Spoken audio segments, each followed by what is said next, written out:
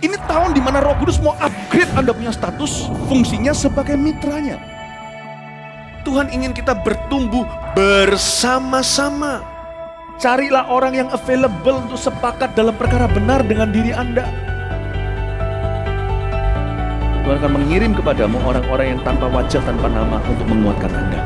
Jawaban kadang-kadang muncul dari tempat tak terduga. Bangun teamwork aja dengan Roh Kudus dulu, lalu bangun tim-tim dalam kehidupan kita dan dalam takut akan Tuhan. Percayalah, breakthrough, terobosan itu akan terjadi bukan dari pedangmu. Tahun ini mari kita percepat diri. Quick to listen, cepat untuk mendengar, lambat untuk berkata-kata, cepat untuk taat, lambat. Atau bahkan kalau bisa jangan berbuat dosa.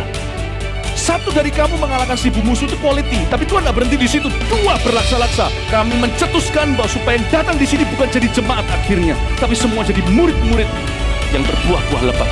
Gereja Mawar Sharon sekali mengayunkan tombaknya, berdirilah 300 gereja. Mari kita bersatu.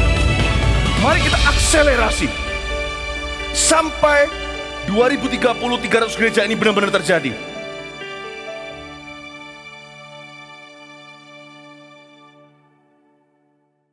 Shalom and welcome home jemaat Tuhan. Mari bersama kita tinggikan dan puji nama Tuhan kita. Come on.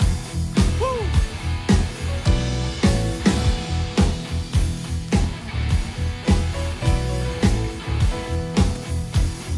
Bersama nyanyikan.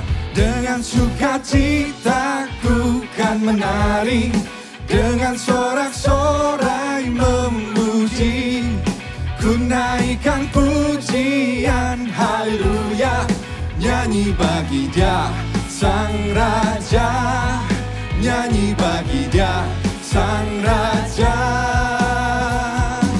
Kasih Allah, kasih Allah tak berkesudahan, selalu baru setiap pagi. Rahmatnya pun tak pernah berakhir seumur hidupku. Kasih Allah tak berkesudahan, selalu baru setiap pagi. Rahmatnya pun tak pernah berakhir seumur hidupku. Dengan sukacitaku kan menari, dengan sorak-sorai memuji. Ku naikkan pujian, haleluya. Nyanyi bagi Dia, Sang Raja. Nyanyi bagi Dia, Sang Raja. Dengan sukacitaku kan menari, dengan sorak-sorai memuji. Ku naikkan pujian, haleluya. Nyanyi bagi Dia, Sang Raja. Nyanyi bagi Dia, Sang Raja. Lebih tinggi lagi katakan. Dengan sukacitaku kan menari, dengan sorak-sorai memuji. Ku naikkan pujian, haleluya. Nyanyi bagi Dia, Sang Raja. Nyanyi bagi Dia. Mari bertepuk tangan bersamaku.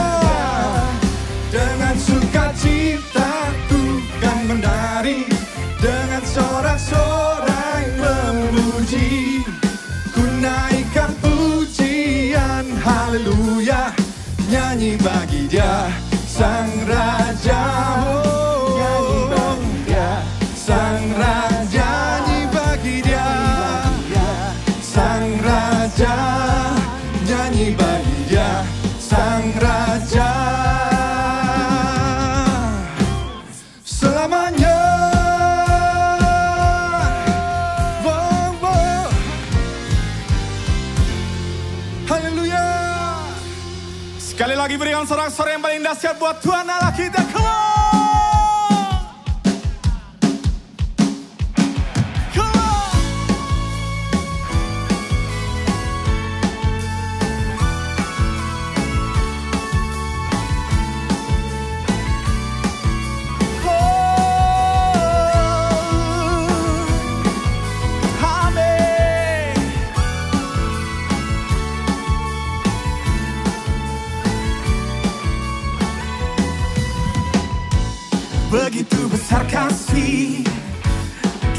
tercurah bagi dunia, karyamu, kasihmu yang termulia,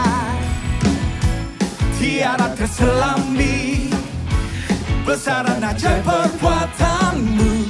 Kau beri hidupmu bagi diriku. Katakan, tiada yang sepertimu. Kau berkuasa selamanya, ku puji kau selalu. Oh, betapa dalamnya, betapa lebarnya kasih setiamu.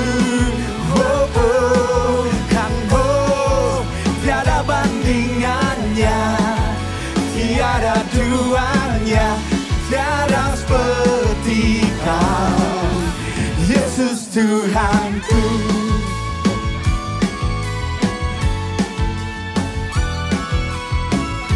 Amin.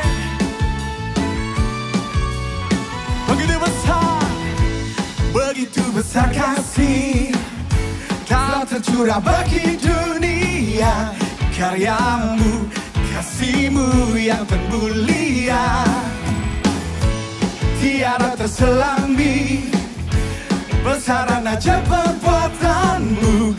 Kau beri hidupmu bagi diri. Mari angkat kedua tanganmu dan katakan, tiada yang sepertimu. Kau berkuasa selamanya, ku puji kau selalu. Oh, betapa dalamnya, betapa lebarnya kasih setiamu. Oh, oh, dan oh, tiada bandingannya, tiada duanya, tiada seperti kau, Yesus Tuhanku. Anugerahmu selalu baru, anugerahmu selalu baru, tiada berkesudahan.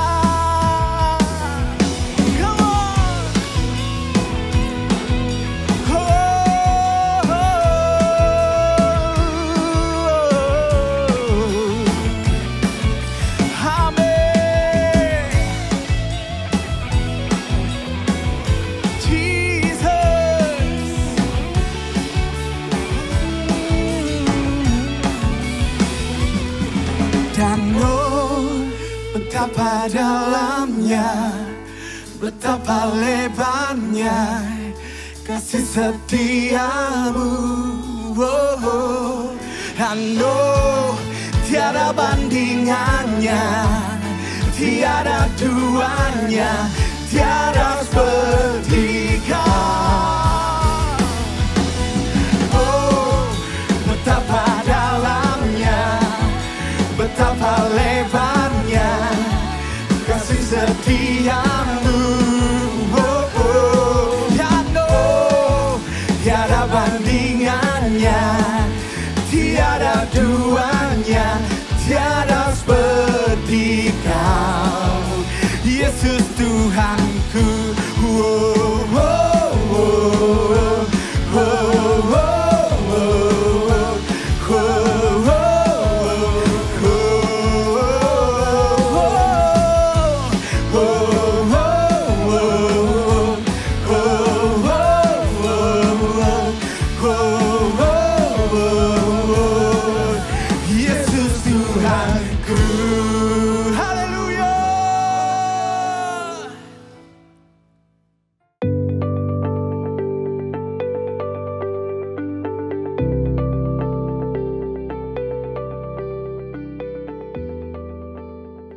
Shalom Bapak Ibu Jemaat GMS Sumatera.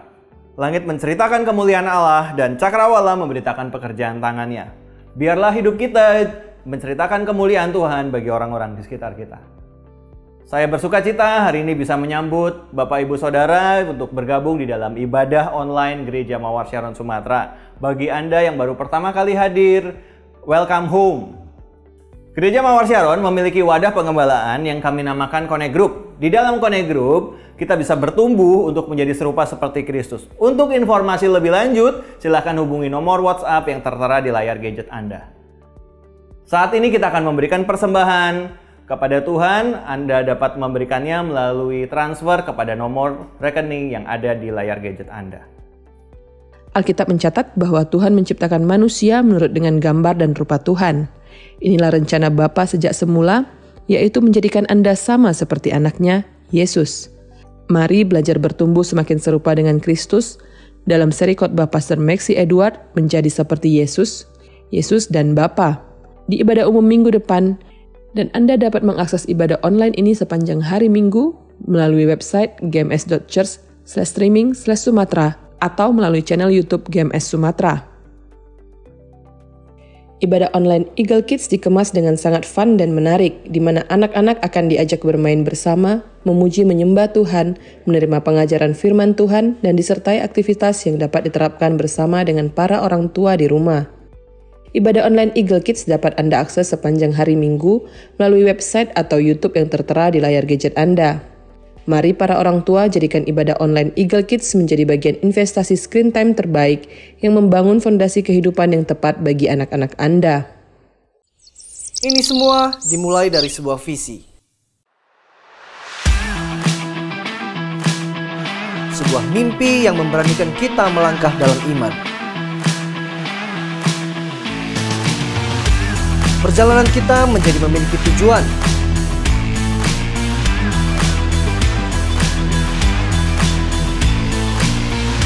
Kita bertemu dengan orang-orang yang sevisi, bersama-sama kita membangun. Tanpa ada rasa yang satu lebih penting dari yang lain. Karena setiap kita adalah bagian penting dari visi itu. Kita bukan hanya membangun apa yang kelihatan, tapi sesuatu yang bernilai kekal.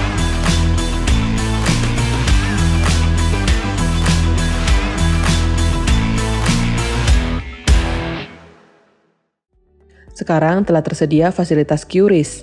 Anda dapat langsung memberikan persembahan, persepuluhan, dan penaburan dengan cara men-scan QR Code melalui aplikasi pembayaran online yang telah tertera di layar gadget Anda. Agar Anda selalu terkoneksi dengan ibadah GMS Sumatera, subscribe dan nyalakan notifikasi YouTube GMS Sumatera. Bagi Anda yang membutuhkan pelayanan dari para hamba Tuhan seperti didoakan, konseling, ataupun kebutuhan lainnya, dapat menghubungi nomor WhatsApp yang tertera di layar gadget Anda. Mari kita berdoa. Kami mengucap syukur buat kebaikan-Mu ya Tuhan. Engkau sudah menyertai seluruh kehidupan kami sampai saat ini. Saat ini kami mau membawa seluruh kehidupan kami dalam bentuk persembahan kami. Kami mengucap syukur buat segalanya yang Tuhan sudah kerjakan, dan biar persembahan kami boleh memberkati pelebaran kerajaan-Mu di seluruh Sumatera.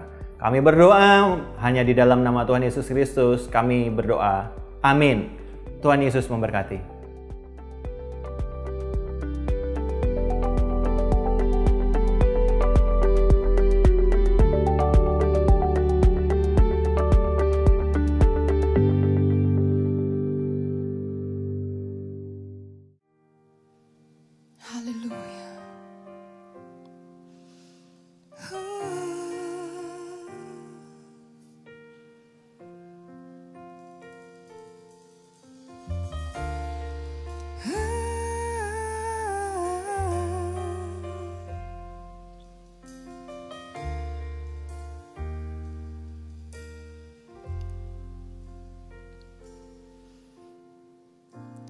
Ku kagum akan Engkau,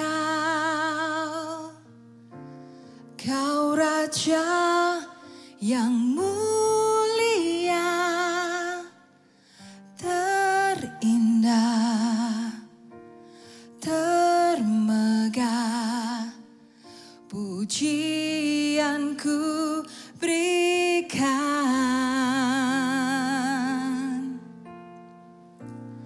Kau buat ku terpana,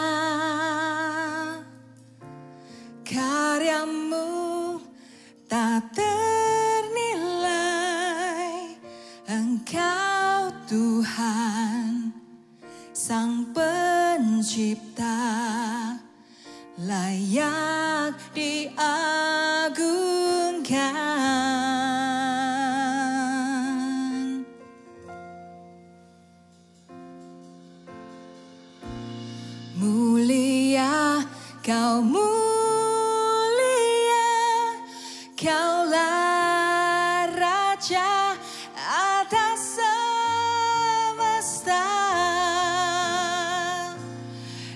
Izinkan ku mendekat, meninggikan seluruh bumi menyembah.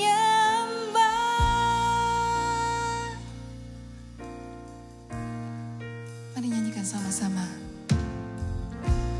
Ku kagum akan Engkau, Kau Raja, Raja yang mulia, terindah, termegah, pujian ku berikan.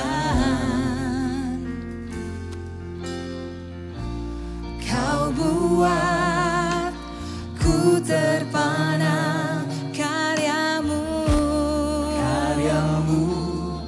tak ternilai.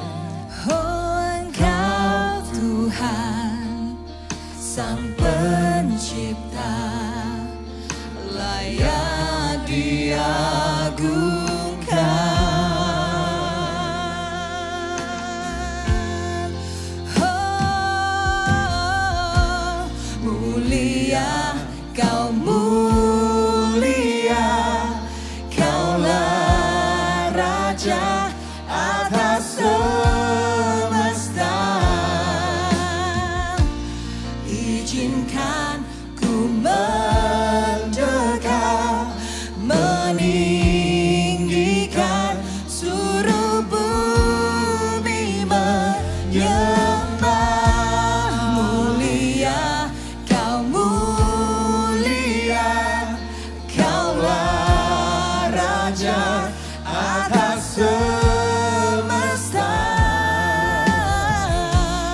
Izinkan ku mendekat, meninggikan seluruh bumi menyembah. Mulia, Kau mulia, Kaulah Raja Atas semesta, izinkan ku mendekat, meninggikan seluruh bumi menyembah. Mulia, Kau mulia, Kaulah Raja atas semesta. izinkan ku mendekat, meninggikan seluruh bumi menyembah.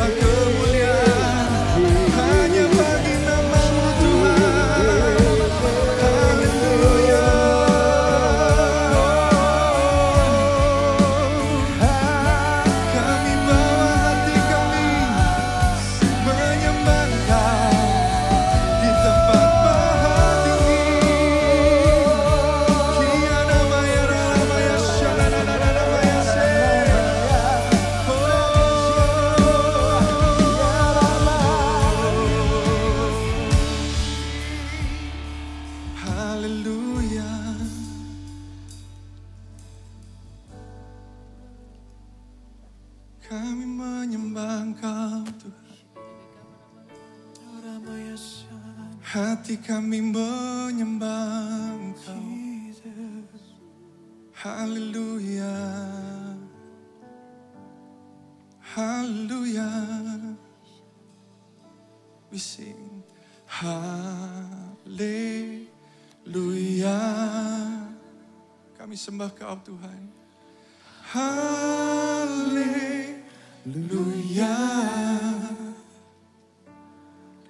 Bagi anak domba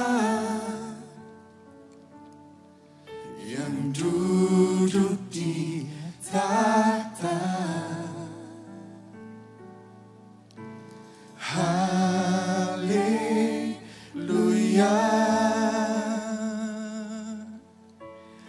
Haleluya.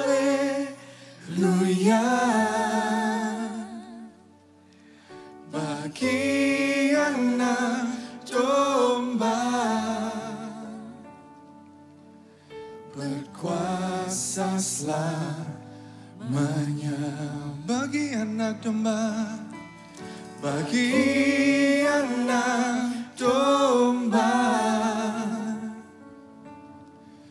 bagi anak domba, bagi anak domba, bagi anak domba, berkuasa selamanya. Tuhan adalah bagian kita, gunung batu kita yang tetap sampai selama-lamanya. Letakkan tanganmu di dadamu seperti ini, kita hayati lagu ini.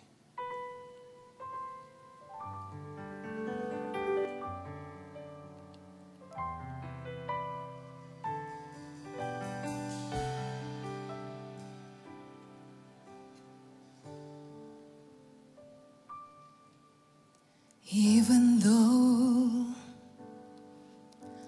the fig trees have no fruit and no grapes grow on the vines, even though the olive crop fails and the fields produce no corn, even though the sheep all die and the cattle stalls are empty, I will still be joyful and glad, because the Lord God is my Savior. The Lord gives me strength. He makes me sure-footed as a deer and keeps me safe on the mountains, because the Lord is my strength.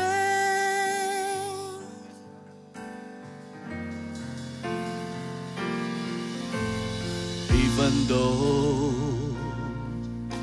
the fig trees have no fruit and no grapes grow on the vines, even though the olive crop fails and the fields produce no corn, even though the sheep all die and the cattle stalls are empty, I will still be joyful and glad, because the Lord God is my Savior. The Lord gives me strength. He makes me sure-footed as a deer and keeps me safe on the mountains, because the Lord is my strength.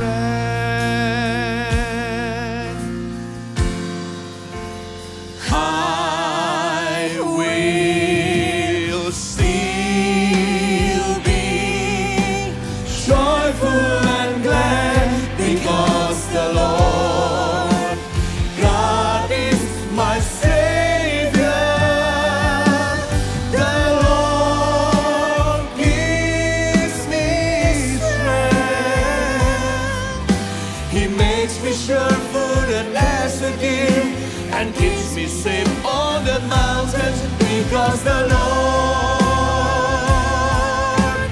is my strength.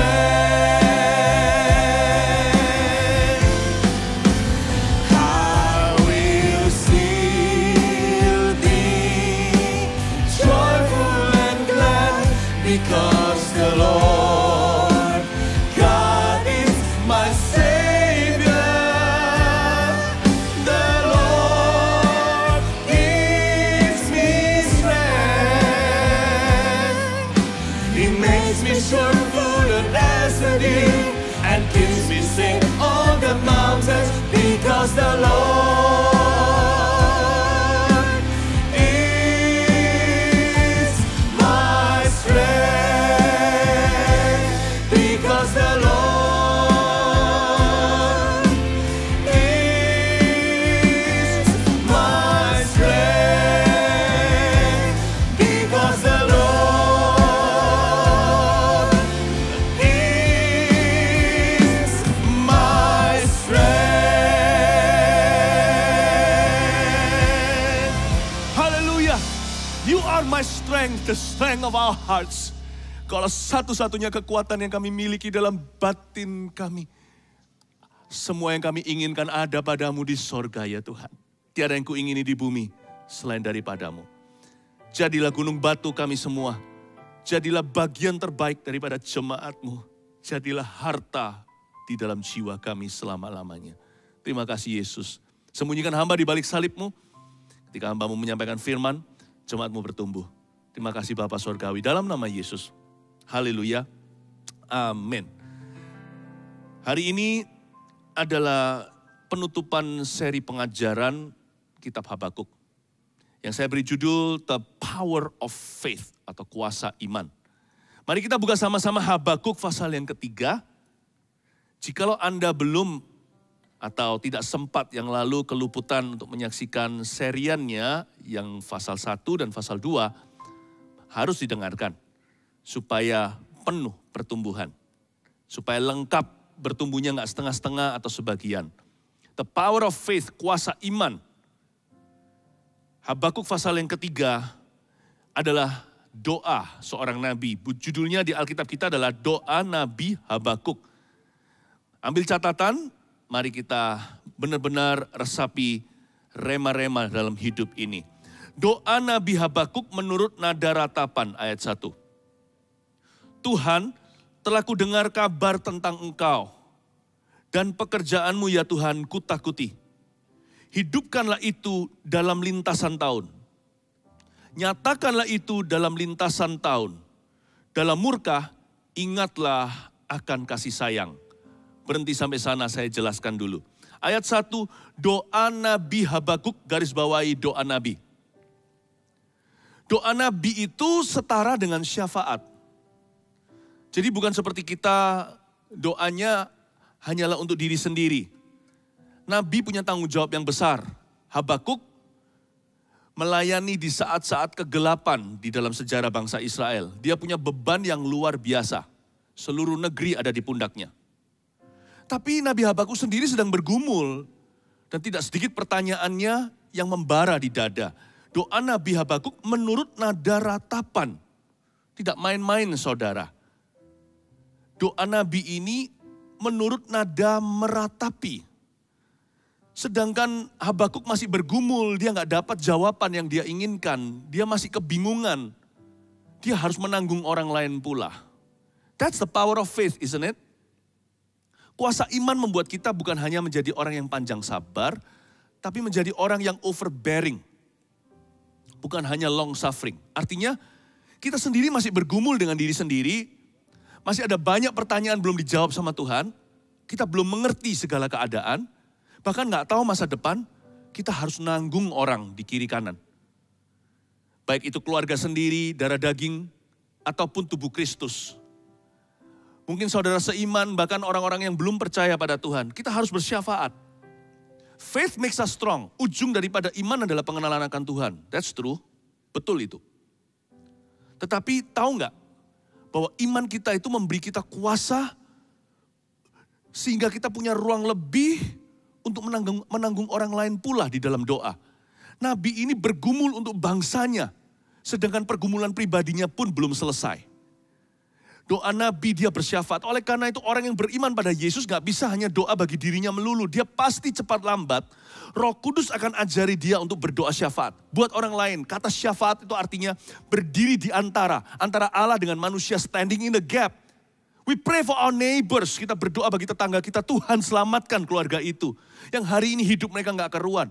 We pray for those who are backslidden, kita berdoa bagi mereka yang sudah mundur dari Tuhan. Hamba berdoa supaya Tuhan bawa orang itu kembali ke kasih mula-mula, supaya dia bertobat lagi atau kembali kepada jalan-jalan Tuhan.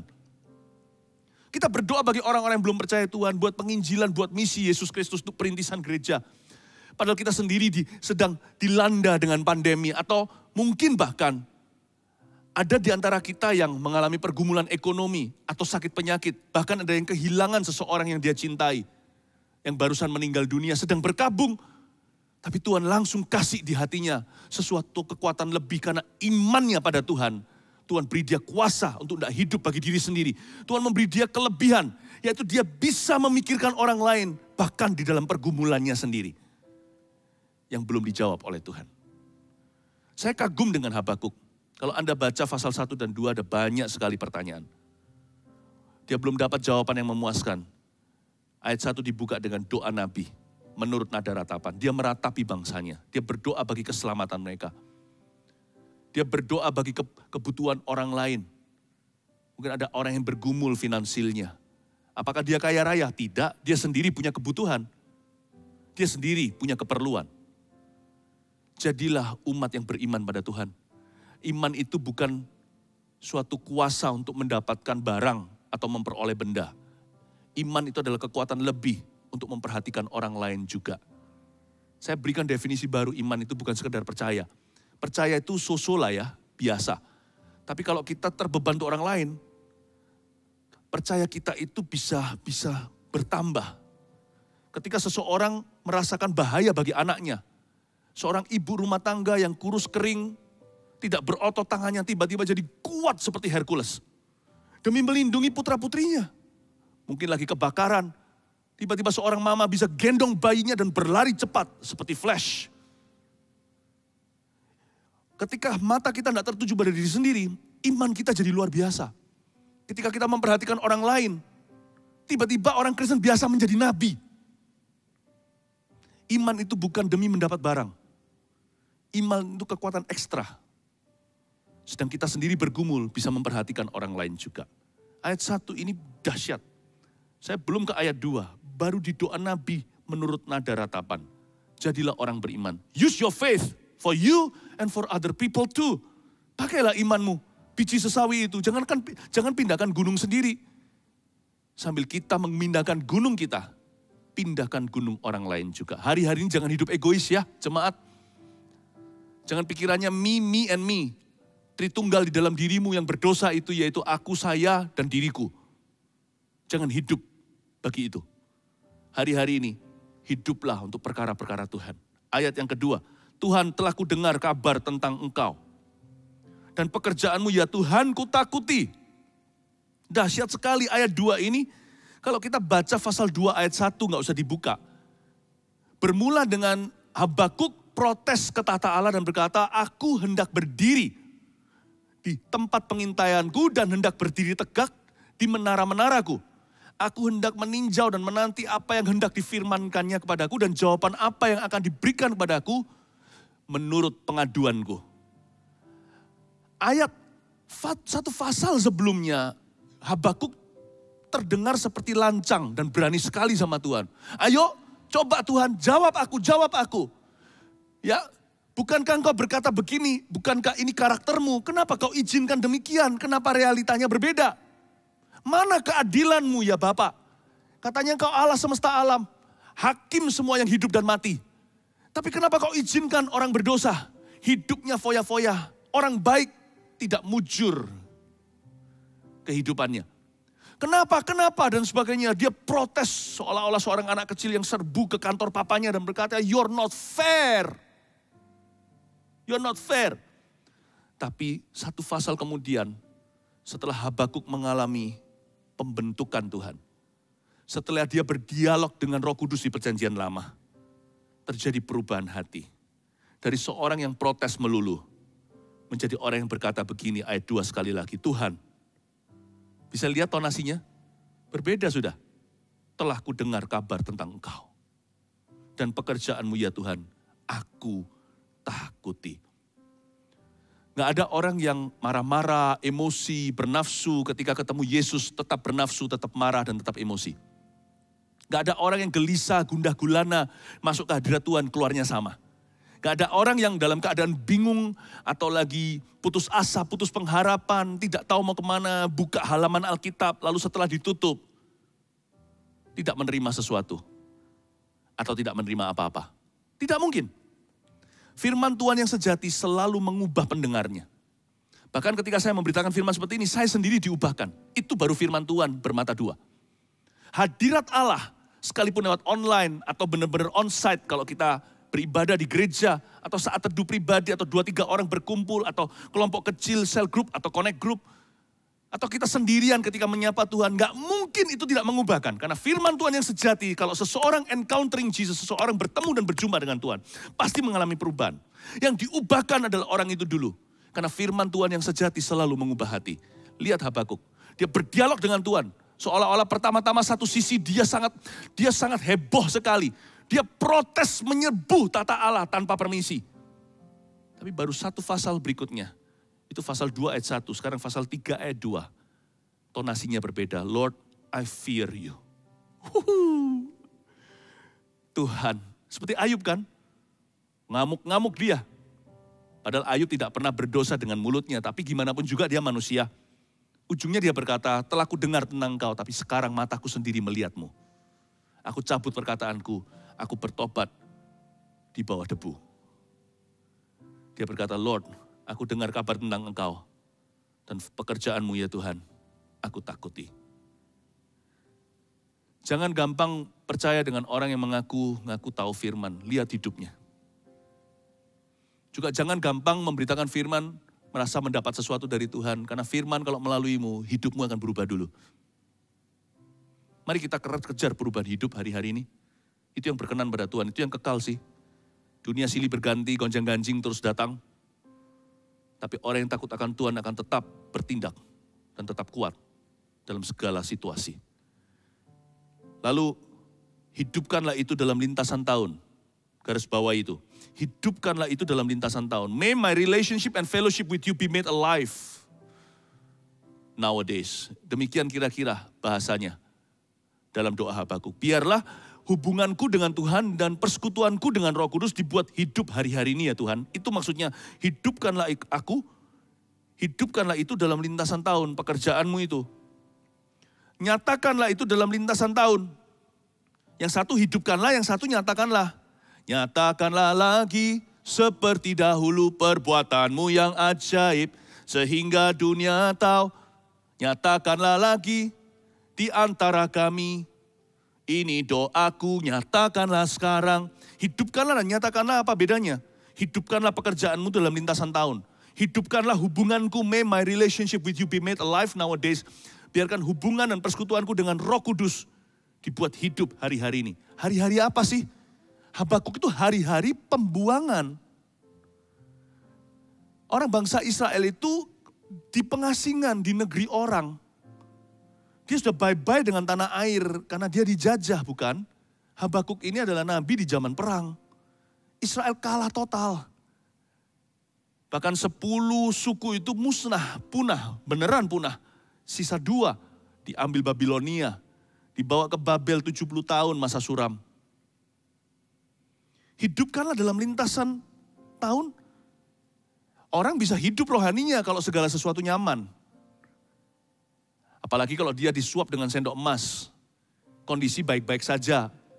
Orang Indonesia kalau ditanya kan jawabannya selalu positif. Apa kabar? Baik. Gak mikir dulu, baik dulu. Tapi ngomong lebih lanjut, setengah jam kemudian berlinang air mata berkata, hidupku tidak baik-baik saja. Tapi Habakuk ini bisa berkata, hidupkanlah aku di tahun-tahun yang paling buruk ini. Wow, That's faith, right? Iman itu bisa melihat titik terang, bahkan bisa melihat titik balik. Titik terang itu secercah harapan. Titik balik itu terjadi reversal. Terjadi transformasi, terjadi perubahan arah 180 derajat. Dari defeat to victory, dari kekalahan pada kemenangan. Hidupkanlah aku dalam lintasan tahun. Kemenangan selalu dimulai dengan terobosan hubungan dengan Tuhan. Lalu nyatakanlah itu dalam lintasan tahun, itu artinya make known your promise to me. Make known your power and your providence to me. Your provision to me. Beritahu padaku Tuhan, nyatakanlah sekarang. Nyatakanlah persediaanmu, janjimu dan kuasamu, tunjukkan padaku. Padahal dia dalam pembuangan. Dan itu sudah fix dari Tuhan, gak bisa ditawar-menawar, no negosiasi.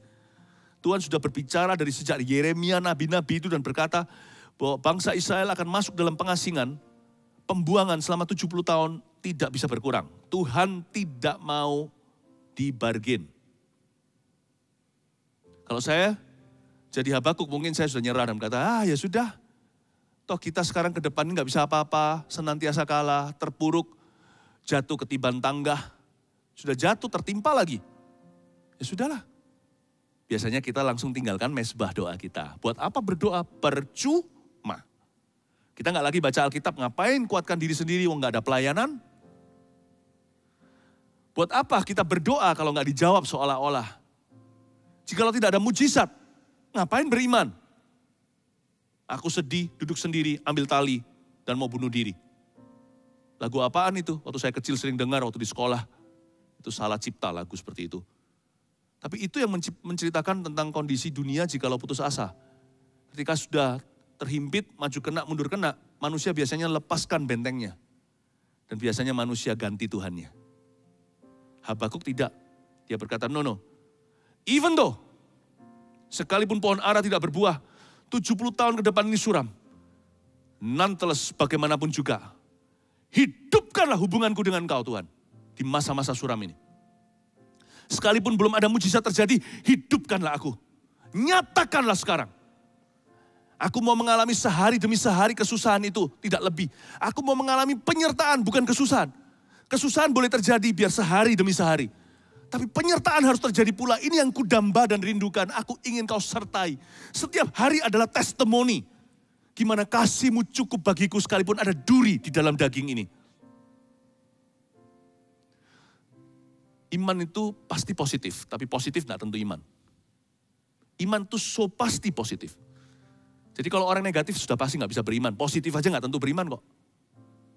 Jadi jangan negatif. Kalau negatif sudah, kalau Anda negatif sudah otomatis WO atau kalah sebelum pertandingan sudah pasti out, eliminasi. Tidak bisa beriman. Sedangkan iman saja gak tentu hanya positif.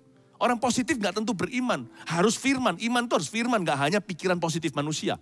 Apalagi kalau pikirannya negatif melulu. Bagaimana beriman orang itu? Make known your promise to me. Ini yang disebut perisai iman. Yang Paulus katakan di Efesus. Kan kita tahu pedang iman, pedang roh, itu firman. Kita juga tahu sekarang perisai iman. Apa itu perisai iman ya? Dijelaskan di Habakuk. Kalau baca Alkitab itu perjanjian lama baru itu saling melengkapi. Arti iman itu begini. Ketika kita sedang dalam suatu situasi deadlock. Lockdownnya itu di dalam. Mau kiri nggak ada jalan, kanan nggak ada jalan. Depan kena, belakang kena. Terhimpit kita nggak bisa kemana-mana. Mau mati nggak bisa. Ya kan? Hidup juga nggak sanggup. Jadi gimana nih? Perisai iman itu bertahan. Namanya perisai kan? Dipedangi, dipanahi terus bertahan. Pertahanan iman itu bunyinya begini. Yang pertama tadi, hidupkanlah aku di dalam lintasan tahun. Tuhan, hidupkan rohaniku. Roh kita harus menyala. Mujizat gak mujizat. Dikabulkan atau belum. Terobosan atau jalan buntu.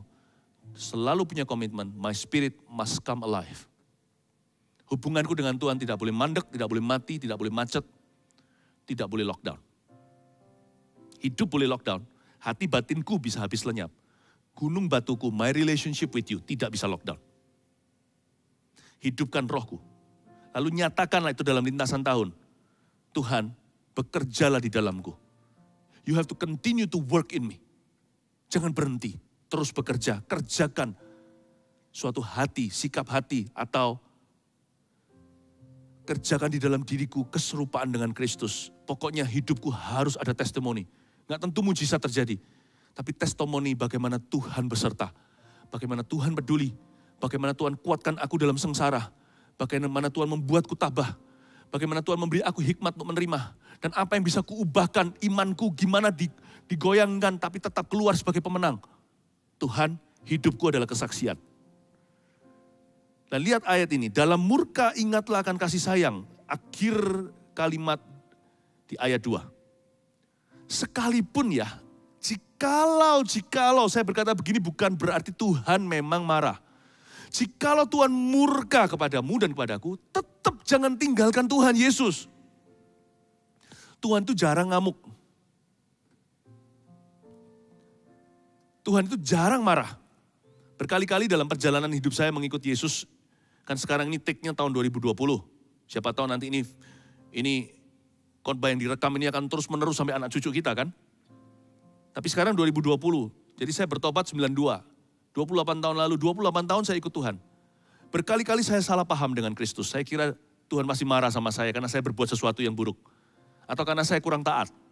Atau karena saya teledor sesuatu tanpa sengaja, apalagi yang disengaja. Setiap kali saya kira Tuhan marah, masuk hadirat Tuhan, saya keluarnya cengeng, saya dijamah Tuhan terharu, ternyata saya salah, Tuhan tidak marah sama sekali, tapi Tuhan mengkoreksi dengan kasih. Saya berkali-kali dibuat malu di hadapan Tuhan, mengira bahwa Tuhan itu pasti murka, saya salah paham dengan dia. Tapi ternyata beliau sabar dan panjang sabar. Saya ngomong begini bukan berarti Tuhan sedang murka dengan Anda. Dalam hidup saya 28 tahun ini, bukan berarti saya ini anak yang baik, selalu setia, gak ada jatuh bangunnya. Enggak, kita semua ini darah daging manusia. Tapi terus terang, nakal-nakalnya saya ini, secara rohani, kekurangan kelemahan saya, ketidaksempurnaan semuanya itu. 28 tahun ini saya ingat hanya sekali Tuhan marah sama saya. Hanya sekali in 28 years. Mana ada orang sesabar itu, makanya Tuhan itu panjang sabar. Makanya Tuhan itu buah roh, kesabaran, Roh Kudus di dalam diri kita. Tapi sekali itu Tuhan marah pun. Kalau Tuhan memang murka, sudah pasti karena kita layak menerima itu. Memang karena kita layak untuk dimurkai. Dan jikalau Allah marah dengan Anda, jangan tinggalkan dia. Bukankah Ibrani berkata Tuhan hanya menyesal anak yang dia anggap sah, anak yang dianggap palsu, anak gampangan, tidak akan sama sekali Tuhan gubris atau pedulikan. Tuhan tidak akan didik. Jadi jangan tawar hati kalau Tuhan mendisiplinmu. Jikalau hari ini Anda suffering a consequence as a result of a certain sin, jikalau Anda mengalami konsekuensi oleh karena sebuah perbuatan dosa, tanggung saja. Sebab dalam marah Tuhan pun Tuhan itu panjang sabar. Tetap ada mercy atau kasih karunia dalam murkanya. Sebab dalam murka ingatlah akan kasih sayang. Ya, ingat itu. Kalau Tuhan ngamuk sekalipun, Tuhan jarang. Please, don't unchristianize yourself. Jangan menjadi orang non-Kristen di dalam hati dan memilih untuk meninggalkan hadiratnya. Ayat 3, Allah datang dari sebelumnya. Ayat 3 dulu. Allah datang dari negeri Teman. Dan yang Maha Kudus dari pegunungan Paran. Keagungannya menutupi segala langit. Dan bumi pun penuh dengan pujian kepadanya. Tunggu sebentar, kok tiba-tiba ke negeri Teman lah, pegunungan Paran. Kok ada geografis, lokasi-lokasi. Yang mana saya rasa ini history. True, ini sejarah. Apa maksudnya? Sekali lagi saya ingatkan, Habakuk tinggal di zaman seperti apa? Dia tinggal di zaman memasuki pengasingan atau pembuangan. Dua suku Israel tersebut akan 70 tahun sudah ditakdirkan Tuhan, tidak bisa diubah. Sekalipun Samuel dan Elia berdiri di hadapan Allah, berseru bagi bangsa Israel, Tuhan tidak korting 70 tahun itu. Jadi mereka sudah pasti dapat bagian 70 years masa suram. Nah Habakuk gimana ya jadi orang kalau nggak ada harapan ya? Jikalau masa depan kita yang kita lihat itu hanyalah hukuman, gimana? Murka yang harus dialami oleh bangsa Israel adalah 70 years atau 70 tahun. 7 abad yang tidak bisa berkurang sama sekali. Kalau Anda tidak bisa melihat jalan di depan, alias di depan itu hanyalah suram. Tidak ada titik terang. Maka belajarlah dari Habakuk. Ayat 3 ini hikmat. Dan seterusnya nanti Anda lihat, ini adalah cara berpikir Habakuk yang dituangkan dalam doanya. Kalau Anda ke depan nggak bisa lihat titik terang, titik balik apalagi, menolehlah ke belakang, diizinkan. Lihatlah ke belakang kepada segala sesuatu yang Allah pernah lakukan dalam hidupmu. Segala pekerjaan dan perbuatannya. Dan habiskan peluru hatimu dan syukuri satu persatu. Satu-satunya alasan kita diizinkan menoleh ke belakang bukanlah untuk mengingat kesalahan orang. Atau bukanlah supaya kita membuka diri pada iblis untuk menuduh kita lagi. Satu-satunya alasan kita untuk menoleh ke belakang bukanlah supaya masa lalu kita bisa mendikte masa sekarang kita. Bukan. Satu-satunya alasan mengapa kita diizinkan oleh firman untuk menoleh ke belakang adalah untuk mengingat perbuatannya. Kami telah mendengar perbuatanmu ajaib di masa lalu. Ingat lagi nostalgia. Kami telah mendengar perbuatanmu ajaib ya Tuhan. Nyatakanlah lagi supaya iman kita itu spring up. Supaya iman kita itu naik seperti dahulu. Perbuatanmu yang ajaib sehingga dunia tahu. Dia referensi ke masa lalu. Nyatakanlah lagi di antara kami. Seperti dahulu kala. Ini doaku. Nyatakanlah sekarang. Kalau Anda tidak bisa lihat jalan ke depan, please lihat jalan ke belakang ketika Tuhan menolongmu, melepaskanmu dari musuh, membebaskanmu dari hutang, menyembuhkan tetanggamu, memakaimu untuk menyelamatkan seseorang, untuk bersaksi kepada seseorang. Ketika jawaban doa datang, ketika Anda berseru Tuhan dengar. Satu persatu itu ingat. Count your blessings one by one. If there is no blessing in front of you, count your blessings behind you. Kalau Anda tidak bisa lagi melihat berkat di depan, nggak ada yang bisa dihitung lagi. Hitung yang di belakang, ulangi lagi. Keluarkan dari accountingnya. Keluarkan dari pembukuan Anda di dalam hati. Hitung satu persatu, habiskan peluru imanmu di situ. Habakuk memilih seumur hidupnya. Kalau 70 tahun dia nggak melihat jalan keluar. Di dalam penjara jiwanya. Penjara hidup maksudnya, jiwanya harus bebas. Di dalam penjara hidupnya, jiwanya memilih untuk memandang pada pekerjaan Tuhan. Kalau enggak ada di depan, belakang pun jadi. Nah, saya tunjukkan sekarang gimana Habakuk memancing imannya. Habakuk bisa memelihara imannya. Imannya itu seperti benteng yang kokoh, tidak bisa rubuh. Gimana dia bisa pelihara, ini seninya. Ayat 3 sekali lagi. Allah datang dari negeri Teman. Mana itu? Dan yang Maha Kudus dari pegunungan Paran. Teman dan Paran adalah daerah Gunung Sinai, tempat Musa memperoleh 10 perintah Allah. Remember, ingat? Dan perintah Allah tersebut sebelum disebut yang nomor 1, ada perkataan begini. Akulah Tuhan Allahmu yang membebaskan dan mengeluarkanmu dari tanah perbudakan yakni Mesir. Itu menjadi encouragement buat Habakuk. Menjadi kekuatan dalam batinnya. Kalau Tuhan dulu pernah mengeluarkan bangsa Israel di zaman Musa dari tanah perbudakan di Mesir, Tuhan pasti nanti setelah 70 tahun ini akan bisa mengeluarkan kami dari Babilonia. Akulah Tuhan yang membebaskan umatku. Dia belum lihat di depan, dia ingatkan Tuhan apa yang Tuhan lakukan di belakang. Dia tidak kepahitan kalau sekarang belum dikabulkan. Dia hanya bergantung pada pewahyuan lama, jikalau pewahyuan baru tidak kelihatan. Dia berkata, Tuhan, Engkaulah Allah kami di negeri Teman, di pegunungan Paran, di Sinai itu. Engkau bekerja, dan Engkau berkata, Engkaulah Allah yang membebaskan umatmu. I still believe in you, and I shall wait in faith until that happens again. Until that will happen again, sampai itu terjadi lagi, aku akan menunggu dalam iman. Di menaraku, di tempat pengintaianku, aku akan menantikan. Ayat 4, saya ajak kita nostalgia ya. Habakuk nostalgik, ini lagi nostalgia ini. Ada kilauan seperti cahaya, sinar cahaya dari sisinya. Hayo apa? Dan disitulah terselubung kekuatannya. Tiang api, tiang awan. Engkau Allah yang beserta di padang gurun, padang belantara. Mereka semuanya keliling-keliling 40 tahun. Kami siap keliling dengan engkau puluhan tahun juga. Engkau yang memberi manah, memberi burung puyuh, engkau tidak meninggalkan aku. Ada kilauan seperti cahaya, sinar cahaya dari sisinya. Dari situ terselubung kekuatannya. Tiang api, tiang awan. Sekalipun sekarang bukan dalam bentuk awan dan api, Tuhanku masih bersama denganku. Aku akan berjejak di atas kaki-kakiku seperti kaki rusa. Dan akan berada di dalam ketinggian-ketinggian, bukit-bukit, dan gunung-gunungku. Ayat 5, mendahulinya berjalan penyakit sampar. Dan demam mengikuti jejaknya.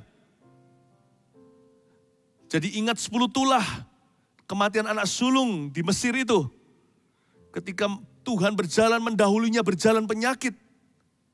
Demam mengikuti. Saya bisa bayangkan anak-anak sulung di Mesir itu termasuk ternak-ternaknya kena demam semua. Mati meninggal dunia. Bangsa Israel diluputkan. Ia berdiri ayat 6, maka bumi dibuatnya bergoyang. Ia melihat berkeliling maka bangsa-bangsa dibuatnya melompat terkejut. Kira-kira bangsa mana yang terkejut melihat orang Israel muter-muter temboknya. Muter-muter di kotanya. Pada waktu mendengar sangkakala mereka semuanya terjaga. Dan seluruh bumi dibuat goyang karena tembok raksasa. Bukan di China, di Yeriko itu runtuh. Habakuk mikirkan Yosua. Hancur gunung-gunung yang ada sejak purbakala. Merendah bukit-bukit yang berabad-abad. Itulah perjalanannya yang berabad-abad. Kanaan bukan? Hebron tempat terakhir yang direbut oleh Kaleb itu. Bukankah tempat itu di pegunungan dengan kereta-kereta kudanya yang dari besi semua? Dia berkata, Tuhan tidak ada yang mustahil bagimu. Kalau Anda tidak bisa lihat jalan ke depan, sekali lagi saya ingatkan. Mundur berapa langkah ke belakang. Bukan hidupmu, memorimu. Menoleh sedikit. Hitung one by one. Habiskan peluru, syukuri satu persatu. Aku melihat kemah-kemah orang Kusyan tertekan ayat 7. Kain-kain tenda tanah Midian menggetar. Orang Kusyan itu apa? Itu zamannya Balak dan Bileam. Ya. Balak sewa Bileam nabi-nabian. Sebentar nabi Tuhan, sebentar nabi setan. Karena dia mata duitan. Disuruh kutuki malah diberkati. Suruh kutuki malah diberkati 3 kali, gak bisa-bisa dia mengutuki bangsa Israel karena Tuhan berkati mereka. Siapa bisa kutuki yang Tuhan berkati? Keledai pun berbicara, tegur dia. Kain tenda tanah Midian, Gideon pun disebut di sini. Goyang itu tenda-tendanya Gideon ketika lari ke situ kan mendengar Tuhan sudah mendahului bangsa Israel yang 300 saja soldiersnya. Melawan ratusan ribu orang Midian. Gideon mendengarkan mimpi di antara prajurit itu. Mereka semua gentar, tanah kemah mereka itu gentar sama bangsa Israel. Wow, coba ya, saya ajak Anda nostalgia mikir gini aja, iman kan bangkit ya. Kalau sampai gak bangkit, betul-betul hati kita mati keterlaluan.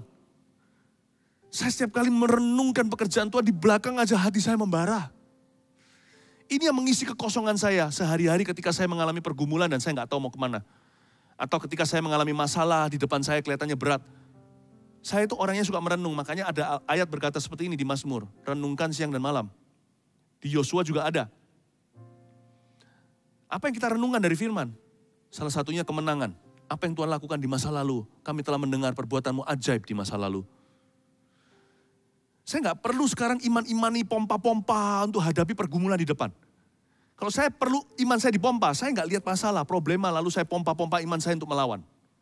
Saya taruh dulu masalah itu ditaruh di lemari mana di dalam doa saya maksudnya secara rohani. Saya akan renungkan semua firman-firman tentang Gideon, tentang Yeftah.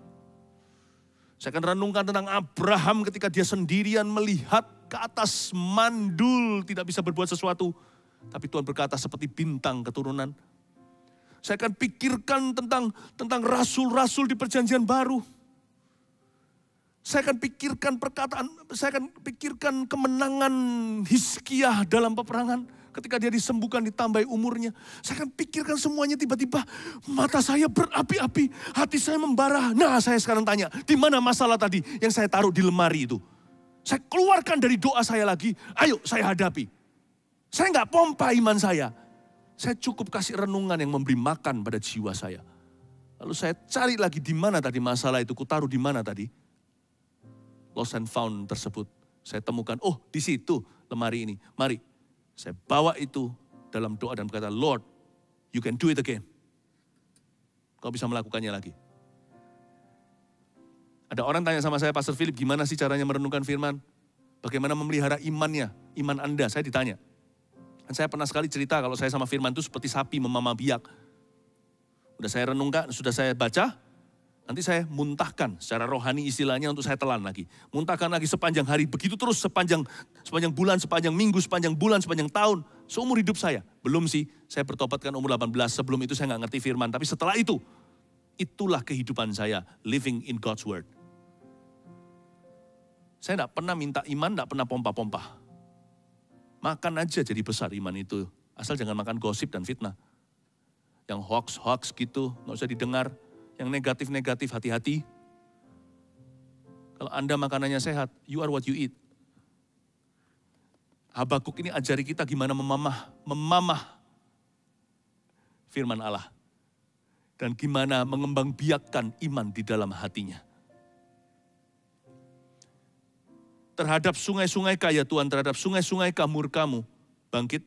Atau terhadap lautkah amarah-Mu sehingga Engkau mengendarai kuda dan kereta kemenangan-Mu. Busur-Mu telah Kau buka, telah Kau isi dengan anak panah. Selah. Ini bahasa lagu ya, sebenarnya ini jadi lagu juga nanti. Tapi seolah-olah setelah dia renungkan, dia kasih istirahat. Selah itu kan stop, pause. Dia mungkin mengheningkan, bukan mengheningkan cipta. Bukan kesedihan, tapi dia menghening sebentar dan berkata, coba saya resapi supaya turun dulu semua ini. Indahnya hidup dalam firman. The power of faith lies in what you eat spiritually. Kuasa imanmu terletak pada what you eat and how you eat it. Apa yang Anda makan. Bagaimana jiwamu makan, bagaimana rohmu makan, dan apa yang Anda makan. Setelah Anda makan, tunggu telan, ada selah dulu, di pause dulu. Dari satu ronde ke ronde berikutnya, hidup ini penuh dengan lingkaran Tuhan, bukan lingkaran setan. Dari satu firman kepada satu firman, dari rema kepada rema. Makanya itu saya bersyukur kepada Tuhan. Gereja kita kaya dengan rema-rema firman Allah. I don't give you shallow word. I give you deep word from the Holy Spirit. Tidak memberikan kepada Anda firman yang dangkal. Tapi memberimu firman yang dalam di mana ada banyak ikannya. Ada 153 tepatnya. Keluar dari sanubari Roh Kudus untuk jemaat kita. Camkan ini. Masukkan dalam hati. Be a strong church, a spiritual church. Jadi gereja yang kuat, gereja yang rohani. Engkau membelah bumi menjadi sungai-sungai, ayat 10, melihat engkau gunung-gunung gemetar. Air bah menderu, lalu samudera raya memperdengarkan suaranya. Matahari bulan berhenti di tempat kediamannya karena cahaya anak-anak panahmu. Melayang laju karena kilauan tombakmu yang berkilat. Ayo, pasti kita tahu ayat 11 ini sudah curiga kan? Ini cerita apa? Matahari bulan berhenti di tempat kediamannya. Sedangkan kilauan tombak terus berperang. Ingat itu? Musa ketika dalam peperangan bangsa Israel. Yosua berada di Gibeon dan di lembah Ayalon. Matahari dan bulan berhenti pada tempatnya seharian. Wow, saya belajar dari Habakuk ini. Ini nabi, makanya kuat di masa-masa sendiri. Mungkinkah dia satu-satunya zaman itu? Gimana dia kuatkan dirinya sendiri? Dia bisa produksi oksigen iman di dalam dirinya lewat firman. Saya sedang mengekspos, membuka cara Habakuk dan juga yang saya tiru dalam kehidupan saya 28 tahun ini. Saya tunjukkan how to survive in faith. Gimana bertahan dalam iman. Saya tunjukkan perisai. Hari-hari ini kan anak-anak kecil suka, anak-anak besar juga sih, Avengers contohnya perisainya. Captain America itu kan keren. Ada yang lebih keren dari itu namanya perisai iman. Ayat 12, dalam kegeraman engkau melangkah melintasi bumi dalam murkamu. Engkau menggasak bangsa-bangsa. Engkau berjalan maju untuk menyelamatkan umatmu. Untuk menyelamatkan orang yang kau urapi. Engkau meremukkan bagian atas rumah orang-orang fasik. Dan kau buka dasarnya sampai batu yang penghabisan. Selah. Nafas dulu. Engkau menusuk dengan anak panahnya sendiri. Kepada laskarnya yang mengamuk. Untuk menyerahkan aku dengan sorak-sorai. Seolah-olah mereka menelan orang tertindas secara tersembunyi. Dengan kudamu engkau menginjak laut.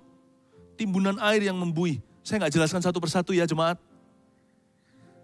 Apa yang saya jelaskan tadi cukup untuk bisa merangsang sebuah imajinasi akan firman Allah yang selama ini Anda telah dengar. Keluarkan dari kotak memori Anda. Saya berdoa supaya Anda menjadi orang yang suka merenungkan janji-janji Allah. Ayat 16, ketika aku mendengarnya, gemetarlah hatiku. Mendengar bunyinya, menggigillah bibirku. Kenapa ya? Apakah Habakuk kena demam? Kenapa dia gemetar hati, menggigil bibirnya ketika mendengar bunyi dan ketika mendengarkan Tuhan? Tulang-tulangku seakan-akan kemasukan sengal. Dan aku gemetar di tempat aku berdiri. Namun dengan tenang akan kunantikan hari kesusahan yang akan mendatangi bangsa yang bergerombolan menyerang kami. Setahu saya Habakuk tadi mulai buku ini dengan kondisi dan keadaan tonasi yang panik. Panik, ragu, bimbang, goyang. Kok di sini dia jadi orang yang tenang ya? Namun dengan tenang, jangan hanya memperhatikan dia tenang untuk apa? Dia tenang tenang untuk menantikan hari kesusahan bagi musuh-musuh Tuhan. Musuh-musuh Israel maksudnya. Tapi yang penting di sini kan dia tenang. Tadinya kan dia panik sembarangan. Wah sudah nggak tahu, udah kalap sendiri dia. Bahkan dia juga nggak tahu dari mana harus berdoa. Tapi di ayat 16 ini kok dia jadi tenang ya. Jadi orang yang keep his cool. Bisa orang yang calm, keep calm. Kok bisa ya? Tapi ada sesuatu yang kontras kalau Anda lihat. Sebelumnya dikatakan aku gemetar di tempat aku berdiri. Menggigillah, yang gemetarlah. Dia gemetar di tempat dia berdiri, namun kemudian dia tenang. What is this? What is this? Apa ini? You know, knowing God brings trembling. And that trembling always precedes triumphing. Mengenal Tuhan dengan sungguh-sungguh dalam roh dan kebenaran itu selalu membawa suatu perasaan gemetar dulu. Kalau enggak gemetar, something is wrong with you. Kalau orang kenal Tuhan, enggak takut sama Tuhan, sesuatu yang salah. Kenal Tuhan itu salah satu emosi yang kedengarannya negatif. Tapi kalau dari Tuhan itu positif, adalah takut akan Allah. Kenal Tuhan itu pasti membuat kita takut akan Tuhan. Dan takut akan Tuhan itulah yang menghasilkan ketenangan. Anda tidak bisa ngerti damai sejahtera kalau nggak takut dulu sama Tuhan Yesus. Ketika kita takut sama Tuhan, kita jadi tenang karena kita nggak takut sama apa-apa lagi. Kalau orang sudah takut sama Tuhan, dia nggak takut hari esok. Kalau dia takut sama Allah, dia nggak takut sama manusia. Dia nggak hidup dalam perbudakan rasa takut lagi. Karena yang dia takuti adalah Tuhan, bukan manusia yang bisa bunuh tubuh. Salah satu tanda orang kenal Tuhan, his life trembles before his God. Hidupnya gemetar di hadapan Tuhannya. Orang yang berkata mengaku kenal Tuhan, tapi kalau baca Alkitab ya salah-salah atau dengar khotbah ya kita juga nggak ada apa ya, nggak ada reference, tidak ada suatu hormat, ku kagum hormat akan Engkau, ku kagum hormat akan Engkau, Kau Allah yang layak dipuji, ku kagum akan Engkau, you're awesome. Dan itu membawa triumph atau membawa kemenangan. Baru gemetaran menghasilkan damai sejahtera dan kemenangan. Iman kita mengerjakan fear dulu dan peace. That fear is called holy fear. Rasa takut itu namanya takut ilahi. Ayat 17, saya sudah mau selesai. Wow, cepat sekali sudah. Satu pasal hampir terliput semua. Sekalipun ini yang lagu tadi yang kami nyanyikan bersama-sama PAW. Sekalipun pohon ara tidak berbunga, pohon anggur tidak berbuah, hasil pohon zaitun mengecewakan, sekalipun ladang-ladang tidak menghasilkan bahan makanan, kambing domba terhalau dari kurungan, dan tidak ada lembu sapi dalam kandang, namun aku akan bersorak-sorak di dalam Tuhan. I will still be joyful and glad. Beria-ria di dalam Allah yang menyelamatkan aku. Allah, Tuhanku itu kekuatanku. Ia membuat kakiku seperti kaki rusa. He makes me sure-footed as a deer and keeps me safe on the mountains. Dan ia membiarkan aku berjejak di bukit-bukitku. Kembali ke ayat 17. Pohon ara tidak berbunga because of war and natural reasons. Karena untuk perkara-perkara yang sifatnya alami, mungkin gagal panen, atau juga karena perang, karena ini zaman peperangan, maka pohon ara tidak ada bunganya, mungkin dijarah. Kalau Anda pernah ke Israel, Ada pohon ara itu, saya pernah sekali petik langsung dari pohonnya, saya tanya dulu tentunya ini pohon apa. Saya makan, ya paling tidak bisa mengganjel perut ini sebelum nanti makan siang. Pohon ara itu makanan snacknya orang Israel. Itu sangat tradisional. Kayak orang Indonesia itu kerupuk gitu loh. Mana-mana di berbagai belahan bumi Indonesia selalu ada kerupuk ini, kerupuk itu, kerupuk ikan, kerupuk udang, modelnya putih, yang pipih, yang bundar-bundar. Ya. Pohon ara nggak ada. Israel hilang identitasnya. Kayak orang Indonesia nggak punya kerupuk. Pohon anggur tidak berbuah. Ya juga karena alasan yang sama, mungkin karena alami, gagal panen, atau mungkin karena perang tadi. Pohon anggur tidak berbuah berarti mereka tidak punya something to celebrate. Minuman anggur itu kan untuk perayaan, tidak ada lagi perayaan. Aduh, hidup seolah-olah sangat suram di zaman Habakuk ini. Pohon zaitun mengecewakan, pohon zaitun itu minyak, menghasilkan minyak. Minyaknya itu dipakai kayak kalau untuk orang-orang di dunia barat itu seperti butter. Seperti mentega buat roti, karena kita nggak makan roti. Orang Indonesia lebih banyak karbo seperti nasi. Ya kan, mungkin bagian tertentu mie. Jadi nggak terlalu relevan yang namanya mentega itu. Tapi bagi orang-orang barat, pagi siang malam selalu ada rotinya. Nggak ada mentega, itu kayak cilaka. Nggak ada butternya. Kalau kita mungkin nggak ada sambal. Ini menunjukkan kondisi saat itu. Semua sandang pangan papan berkurang atau tiada. Bagaimana caranya mereka bersukaria? Sekalipun ladang-ladang tidak menghasilkan bahan makanan ladang itu biasanya vegetables, hal-hal yang sifatnya primer. Lalu kambing domba terhalau dari kurungan dan tidak ada lembu sapi dalam kandang. Wagyu itu kan tambahan. Jadi coba lihat kondisi keadaan Israel dan Habakuk waktu dia hidup di zaman itu. Basic needs tidak ada, tidak ditemukan. Atau bahan-bahan dasar. Atau full enjoyment juga nggak ada. Daging, kambing, ya kan, sapi, wagyu, steak, itu kan makanan-makanan lesat ekstraan. Itu juga nggak ada. Supermarket nggak punya barang, tisu pun tidak ditemukan, bayangkan. Saya mau tunjukkan kelabunya masa itu. Namun ayat 18, namun ini powerful. Namun aku, Habakuk, akan bersorak-sorak di dalam Tuhan. Tahukah Anda joy is never out of season? Mungkin ada musim durian, bahkan ada musim mangga. Sukacita itu setiap musim adalah musimnya. Kita bisa bersukacita, karena sukacita tidak sama dengan happiness. Joy is not happiness. Joy is never out of season because we have Jesus. Karena kita punya Yesus. Kita punya segalanya, sekalipun segalanya nggak ada. Pepatah ini simpan di hati. When all is gone, God is never gone. When all is gone, Christ is not gone. Jikalau, apabila, kalau segala sesuatu tiada, Allahku masih ada. Jikalau segala sesuatu tiada lagi, Yesusku masih ada di sini. Itulah sebabnya sukacita tidak pernah kadaluarsa. Sukacita itu bukan buah musiman. Sukacita itu buah Roh Kudus kalau selama Roh Kudus tinggal di dalam tubuhmu.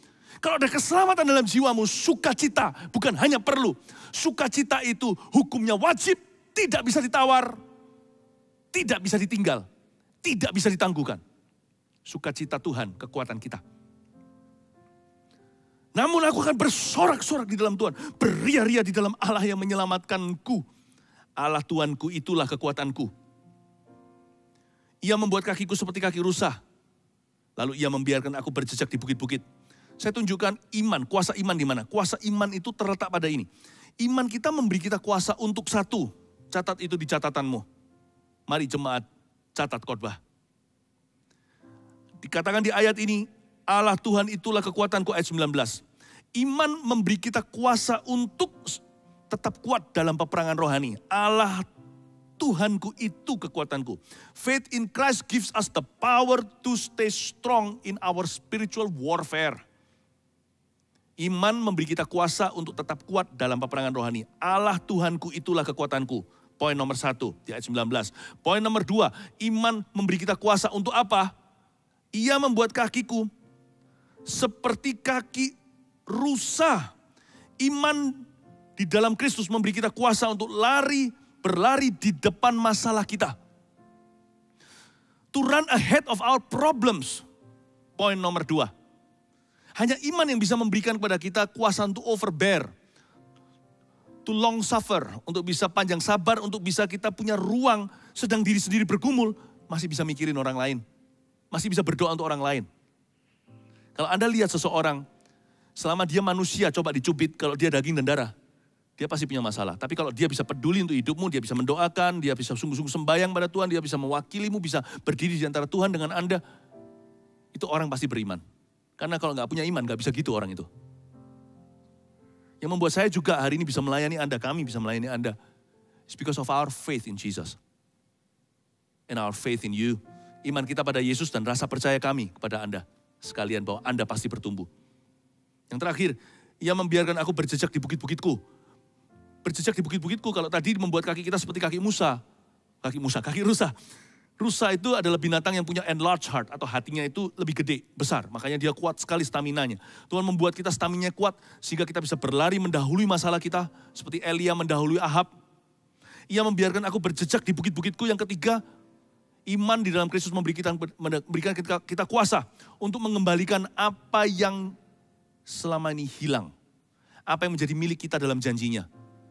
Faith in Christ gives us the power to restore what is ours in God's promises for our lives. Itu maksudnya berjejak di bukit-bukit kita. Bukit-bukit itu kan warisan. Bukit-bukit itu kan Kanaan, tanah perjanjian. Dia memberikan kepada kita kuasa. Iman itu beri kita kekuatan untuk bisa mengembalikan, untuk merestorasi, untuk memulihkan apa yang menjadi milik kita dalam janji-janji Allah. Habakuk berkata, someday though, suatu hari nanti, kami bangsa Israel dalam jajahan 70 tahun ini, kami akan kembali ke satu bukit. Bukit Sion namanya Yerusalem, yang didirikan bait suci di sana. Dan berkata, kami akan berjejak di bukit kami. What is ours will still be ours. Apa yang menjadi milik kami, sekalipun tertunda, kami tulis dalam loh batu, supaya orang yang melihat sambil berlalu bisa ingat itu. Kami akan kembali ke Yerusalem. I'll be back, Jerusalem. Anda bisa berkata kepada apapun yang merupakan janji Allah dalam hidupmu. I'll be back. We'll be back. Kita akan kembali. Lalu terakhir sekali, untuk pemimpin biduan. Ternyata doa Nabi ini diserahkan ke WL. Anda lihat kalau di pemazmur ya, ketika suatu bangsa dalam pengasingan, ada satu pemazmur meratapi, dia berkata, telah kugantungkan my harp, harpaku telah kugantungkan. Dalam pengasingan, bagaimana aku bisa nyanyi di tepi sungai, waktu aku dalam pembuangan.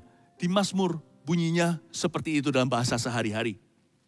Sekarang Habakuk serahkan kepada seorang penggubah lagu, seorang WL zaman itu atau worship leader. Pemimpin pujian, dia berkata, turunkan harpamu. Sekalipun masih puluhan tahun ke depan, tulis doaku ini akan menjadi lagu. Sebab suatu hari kita semua akan nyanyi lagi. Untuk pemimpin biduan dengan permainan kecapi. Ini yang saya sebut iman itu.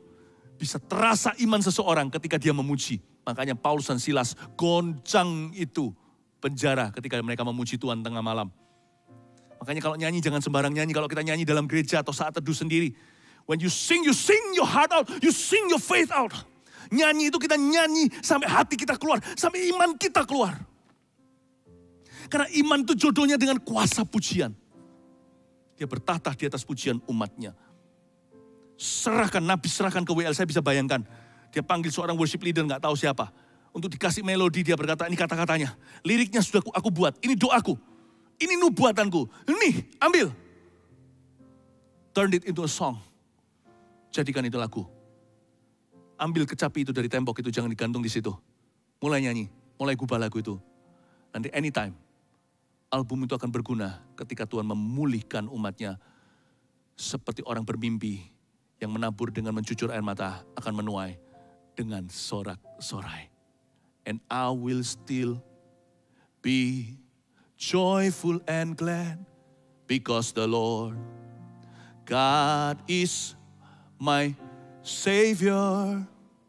The Lord gives me strength. He makes me sure-footed as a deer and keeps me safe on the mountains because the Lord is my strength. Semua PAW maju ke depan. Ku nantikan janji Tuhan. Letakkan tanganmu di dadamu. Haleluya. Ku nantikan janji Allah dikenapi dalamku. Ku harapkan yang terbaik. Nyanyikan ini. Terjadi di dalamku. Yang ku tahu Dia kerjakan seturut firman-Nya, bagi kemuliaan-Nya. Yang ku yakin Dia kerjakan, Dia sediakan seturut kasih-Nya bagiku. Turunkan harpa-harpa itu dari hatimu. Mulailah petik dan nyanyi dengan segenap jiwamu. Nyanyikan lagu ini. Ku nantikan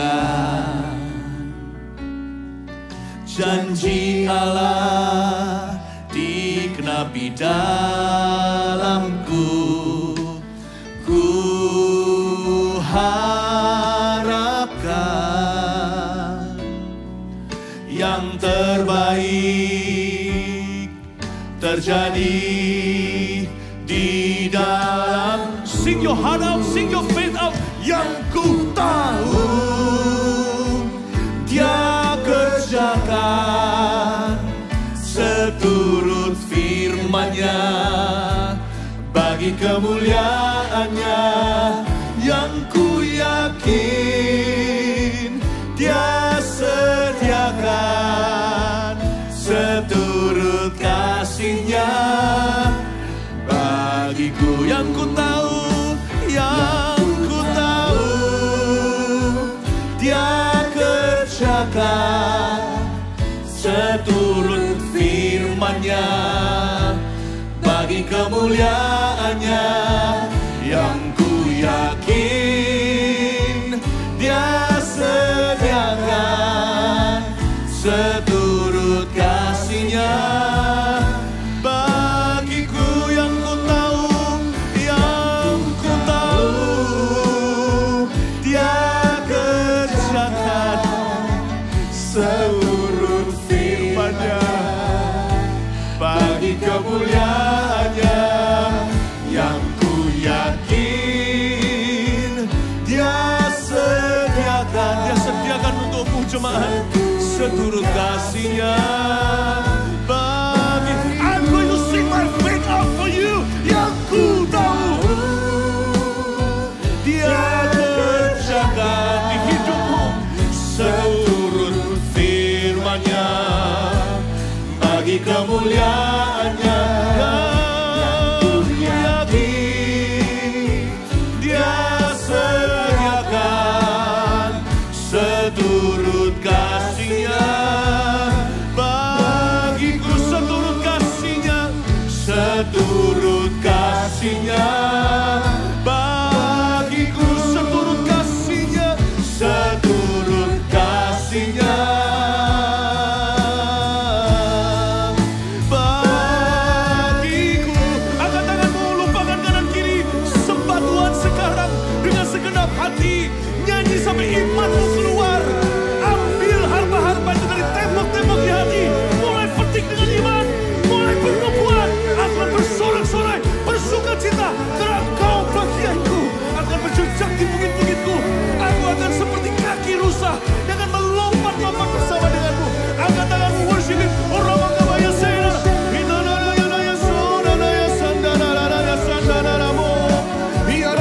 Sandara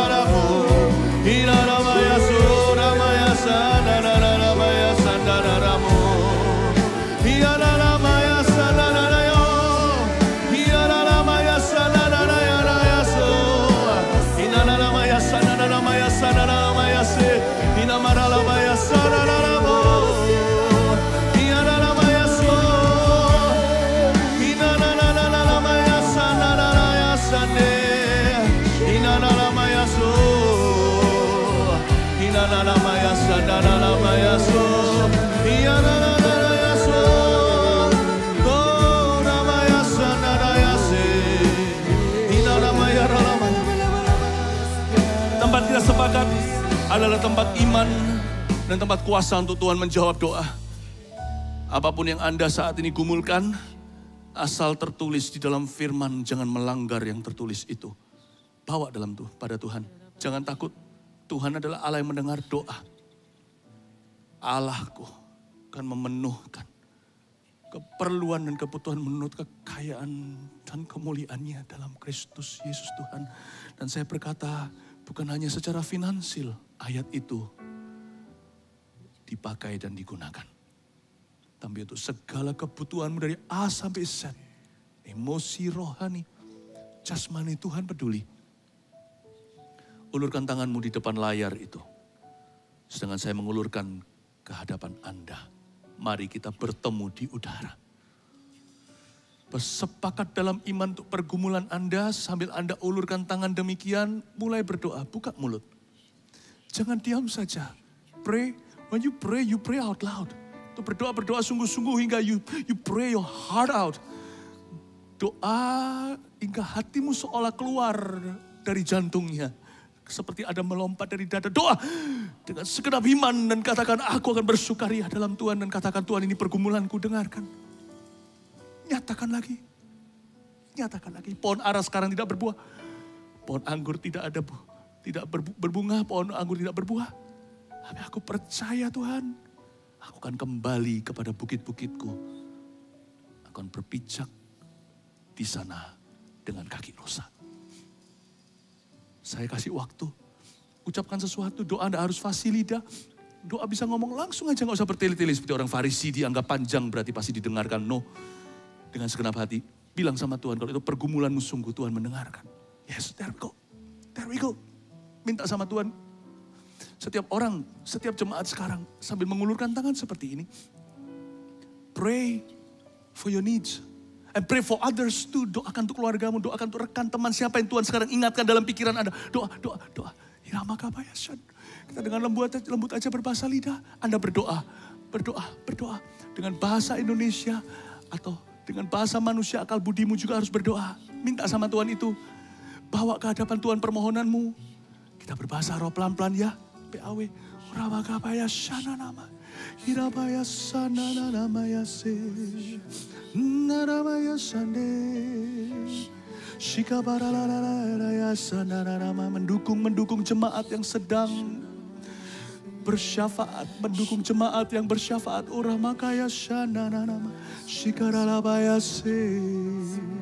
Uramagaya sana Hinalamaya sana Nalamaya se. Hinalamaya so. Hinalamaya se. Hinaramaya sande.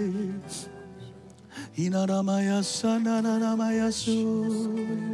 Hinalamaya sana so. Saya tunggu terus berdoa. Saya tunggu sampai semua orang selesai untuk berdoa secara pribadi di ibadah ini. Angkat kedua tangan sekarang. Yang ku tahu Dia kerjakan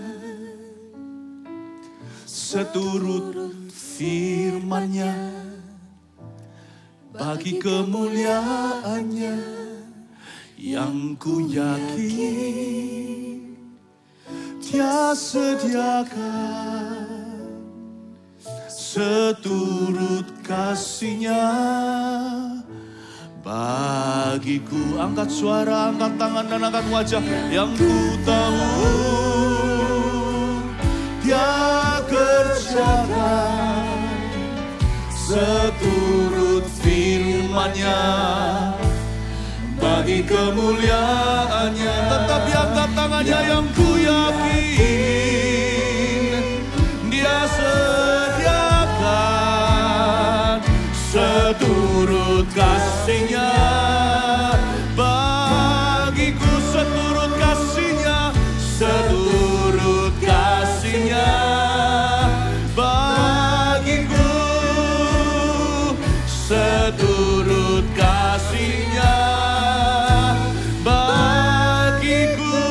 Dengan tangan tetap terangkat, seturut kasih-Nya. Terimalah kasih Bapa dan kasih karunia dari Tuhan Yesus, pengurapan dari Roh Kudus menyertaimu jemaat dari kemenangan pada kemenangan berikutnya. Dan hatiku akan bersuka cita dan bersorak-sorai karena Engkau. Engkaulah gunung batu dan bagian setiap kami dan jemaatmu. Dalam nama Yesus, haleluya, amin. Jesus loves you and we love you too. God bless you.